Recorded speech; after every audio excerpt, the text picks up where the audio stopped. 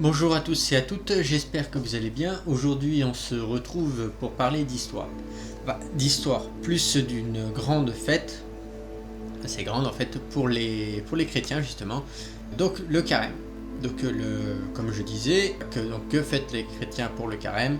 Ils fêtent plus précisément, pour l'instant puisqu'on est le mercredi 22 février, donc c'est le mercredi des cendres. Et c'est le début du jour de carême qui dure 40 jours. C'est une période qui consiste à faire du jeûne, de la pénitence et à éviter de faire n'importe quoi, comme on a l'habitude de faire. Donc, je l'expliquerai après, mais le plus important en fait, lui, c'est la messe du mercredi des cendres, puisqu'on est mercredi et c'est le mercredi des cendres, qui marque l'entrée du carême. Donc pré-mardi gras, plus communément appelé la semaine des 7 jours gras, non, pas du tout. Il y a juste mardi gras, c'est tout. Déjà point mauvais pour l'article. C'est désormais le carême qui commence mercredi 22 février 2023 pour les chrétiens. Oui. Ce mercredi des cendres débute une période de sobriété de 40 jours qui durera jusqu'à Pâques. En effet, oui. Donc sobriété qui voudra dire qu'on ne doit pas boire d'alcool. Non, c'est plus profond que ça. Sobriété en tout en fait. Plus précisément, jusqu'au jeudi saint qui aura lieu le 6 avril 2023. Jusqu'au vendredi saint qui aura lieu le 7 avril 2023. Vous verrez pourquoi un peu plus bas dans l'article, pourquoi vendredi. Donc le carême fait référence à une ancienne coutume biblique, selon laquelle les Hébreux avaient pour habitude de se couvrir le front de cendre, symbole de la fragilité humaine. Voilà. Selon l'Église catholique, le mot carême vient du latin qui voudrait dire 40e jour. Voilà. Donc la durée de 40 jours rappelle notamment les 40 jours du déluge, les 40 ans passés au désert par les Hébreux qui ont été libérés d'Égypte, ou encore les 40 jours passés par Jésus au désert au début de sa vie publique. 40 jours dans lesquels il a un peu été abandonné à lui-même, où il a fait jeûne, abstinence et faisait de la prière. Donc durant cette période, la période du carême, l'Église invite ses fidèles à se détacher des biens matériels, à jeûner, donc privation de nourriture, de toute addiction en fait, de partager avec les pauvres, donc l'aumône, et à la prière et à la pénitence, exactement comme a fait Jésus. Sauf que lui, il était dans le désert. Donc, l'objectif, c'est de préparer son cœur à Pâques, pratiquant un ensemble d'exercices qui sont destinés à libérer l'esprit. Alors préparer son cœur, oui, c'est plus préparer son âme et à libérer à libérer l'esprit, à être en communion avec Dieu, selon le site de l'Église catholique. Pas sûr. Par le silence et la privation, les fidèles sont censés se recentrer sur eux-mêmes et être plus réceptifs à la parole de Dieu. C'est censé qu'ils auraient dû mettre entre guillemets. Ça aurait été marrant. Non, parce que vous êtes censé faire vos devoirs et vous les faites pas. C'est pareil. Donc on essaye, mais beaucoup n'y arrivent pas. Donc une autre tradition du carême, non, c'est pas une autre tradition, c'est la tradition du carême, c'est de se priver de viande tous les vendredis. Clarification, c'est se priver de toutes les viandes, pas seulement de porc.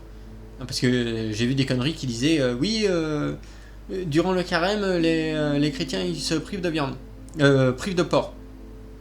Non, c'est se privent de viande. Parce que c'est un mets délicat.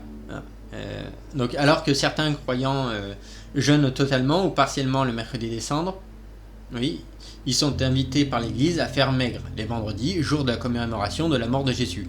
Un vendredi. Voilà, c'est pour ça qu'on appelle ça le vendredi saint, parce que c'est là où il meurt. Donc à la fin du Moyen-Âge, la viande était un mets fin et délicat, et elle était donc symboliquement retirée du repas en signe de pénitence. Exact.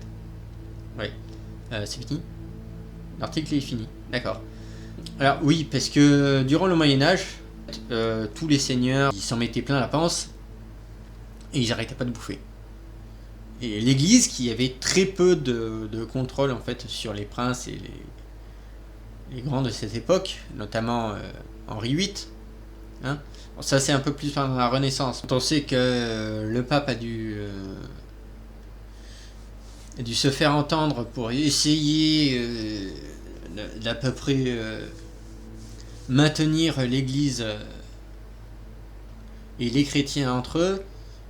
Notamment, ils ont puni l'arbalète. Bon, ça n'a rien à voir avec ça, mais bon, j'y reviendrai dans une autre vidéo.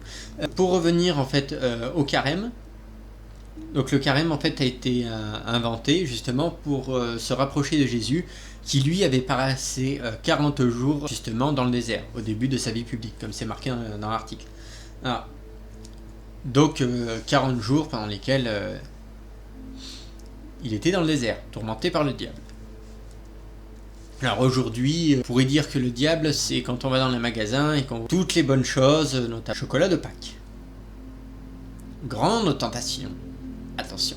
Donc s'il y a des chrétiens dans les commentaires, n'hésitez pas à le signaler. N'hésitez pas à signaler en commentaire, notamment ce que vous avez passé de mon article, et pas de mon article, de l'article plutôt, de ma vidéo. Et n'hésitez pas à vous manifester. Voilà. Donc la messe du mercredi des cendres, alors qu'est-ce que c'est? C'est un truc magnifique. Magnifique, pourquoi? Parce qu'on brûle les rameaux qu'il y avait pendant justement la messe des rameaux, qui se situe le dimanche avant Pâques. Là, tous nos rameaux, ils sont brûlés. Je sais, l'église et le feu, c'est une grande histoire d'amour. Et voilà. Donc ils sont brûlés, et le prêtre, en fait, il prend... Le prêtre, l'évêque, peu importe celui qui célèbre la messe, voilà. Il trempe son pouce dans les cendres, parce qu'il a récolté les cendres, voilà, et il fait une croix sur le front en disant « Souviens-toi que poussière, tu retourneras poussière. » Voilà. C'est la version édulcorée de pète pas plus haut que ton cul. C'est une messe en fait qui célèbre et qui marque l'entrée en carême. Et avant, il y avait mercredi gras pour bien s'engrosser. Je parle pas des femmes. Bien se nourrir, voilà, faire des réserves pour après affronter le carême, qui est une épreuve physique et psychique. Puisque ça vous met face au doute, ça vous met face à plusieurs choses. Voilà. Mais écoutez, c'est la fin de cet article, j'espère qu'il vous a plu. Et dites-moi ce que vous en pensez dans les commentaires. C'était Kay et Frey, et je vous dis à une prochaine fois.